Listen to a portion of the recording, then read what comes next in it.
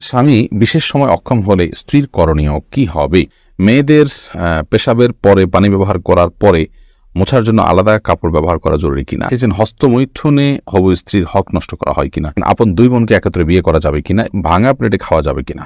আজানের সময় কিছু খেলে গুনাহ হবে কিনা? টিকটিকি দেখলে কি মারতেই হবে? প্রয়োজনে কি খুঁজে খুঁজে মারতে হবে? বিষয়টা নিয়ে খুব দ্বিধাদ্বন্দ্বে আছি, জানাবেন প্লিজ। অনেক জায়গায় বসে প্রস্রাব করার ব্যবস্থা নেই, দাঁড়িয়ে পেশাব করতে হয়। এরকম পরিবেশ আমরা কি করব? পরিস্থিতির কারণে স্বামী স্ত্রী যদি 5 বছর দূরে থাকে, তাহলে শরীয়ত মোতাবেক স্ত্রীকে কি আবার বিয়ে করতে হবে? অ্যালকোহল যুক্ত পারফিউম ব্যবহার করে নামাজ আদায় করলে নামাজ হবে কিনা? জিন কি মানুষের সাথে সবাস করতে পারে?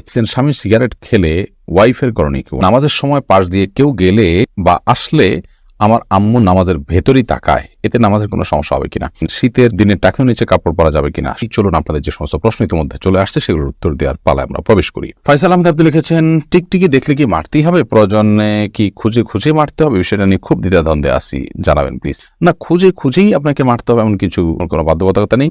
বরং আপনার চোখে পড়েছে, উপদ্রব করে আপনি মারবেন, কিন্তু এটার জন্য আপনি খুঁজে খুঁজে বেড়াবেন, এটার পিছে পিছে ঘুরে বেড়াবেন, আপনার অনুসন্ধান করে বেড়াবেন, এই কথা হাদিসে বলা হয়নি। জুলেখা খাতুন আপনি লিখেছেন, নতুন কোনো কাপড় পরে না ধুয়ে নামাজ পড়লে নামাজের কোনো ক্ষতি হবে কিনা? নতুন কোনো কাপড় পরলে সেটা ধুয়েই পড়তে হবে এমন কোনো বাধ্যবাধকতা নেই। কারণ নতুন কাপড় মানে যে সেটা নাপাক, সেটাতে অপবিত্রতা আছে এমনটি তো নিশ্চিত নন আপনি, তাহলে এটি ধোয়াটা বাধ্যবাধকতা কেন হতে যাবে? তবে হ্যাঁ, আপনারা যদি নতুন কাপড় কেনার পর দেখলেন যে সেখানে কোনো নাপাক আছে, তাহলে ওই জায়গায় সেই নাপাকটা ধোয়াটাই হলো আবশ্যক। অতএব শরীর দৃষ্টিকোণ থেকে নতুন কাপড় ধুয়ে পড়তে হবে এমন কোনো বাধ্যবাধকতা নেই। মোহাম্মদ আব্দুর রাকিব আপনি লিখেছেন, হস্তমৈথুনে হবু স্ত্রীর হক নষ্ট করা হয় কিনা? এটি আপনার স্বাস্থ্য নষ্ট হয়, আপনি নিজের হক নিজে নষ্ট করছেন, নিজের আমল নষ্ট করছেন, এবং এর মাধ্যমে যদি আপনার যৌন শক্তি কমে যায়, সেক্ষেত্রে আপনি স্ত্রীর হক নষ্ট করছেন। অবশ্যই সেজন্য এটি নাজায়েজ এবং গুনাহের কথা, হারাম। শারমিন আক্তার মিলি লিখেছেন, পরিস্থিতির কারণে স্বামী স্ত্রী যদি 5 বছর দূরে থাকে, তাহলে শরীয়ত মোতাবেক স্বামী স্ত্রীকে কি আবার বিয়ে করতে হবে?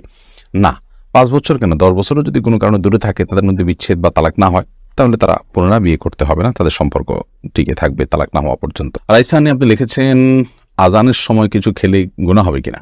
আজানের সময় কোনো কিছু খেলে কোনো গুনাহ হবে না। আমরা অনেকে মনে করি আজানের সময় কিছু খাওয়া পান করা যাবে না, এটা করা যাবে না, ওটা করা যাবে না। আপনি যে কোনো কাজ করতে পারেন, টয়লেটে থাকলে আপনি টয়লেটে কাজও সারতে পারেন।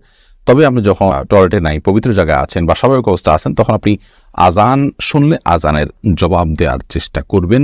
এটা হলো মূল কথা। খেতে গেলে খাওয়ার ফাঁকে ফাঁকে আপনি আজানের দেওয়ার চেষ্টা করবেন, কিন্তু আজান হলে কিছু খেতে পারবেন না এমন কোনো কথা নেই। এখানে বিষয় হলো জবাব দেওয়ার চেষ্টা করবেন যদি আপনি পবিত্র জায়গায় থাকেন। নূর কদর এআইডি থেকে লিখেছেন, স্বামী সিগারেট খেলে ওয়াইফের করণীয় কি? ওয়াইফে তাকে বোঝাবেন, যথাসম্ভব নিজে না পারলে অন্য কাউকে দিয়ে বোঝাবেন, আল্লাহর কাছে দোয়া করবেন। তারপর তিনি যদি ফিরে না আসেন, একান্ত তার গুনাহ হবে, ওয়াইফ অন্তত দায় মুক্ত হলেন। রোহান